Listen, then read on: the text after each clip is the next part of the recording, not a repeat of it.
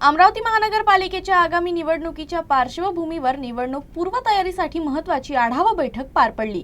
महानगरपालिका आयुक्त तथा निवडणूक अधिकारी सौम्या शर्मा चांडक यांच्या अध्यक्षतेखाली झालेल्या या बैठकीत निवडणूक व्यवस्थेचा सविस्तर आढावा घेण्यात आला।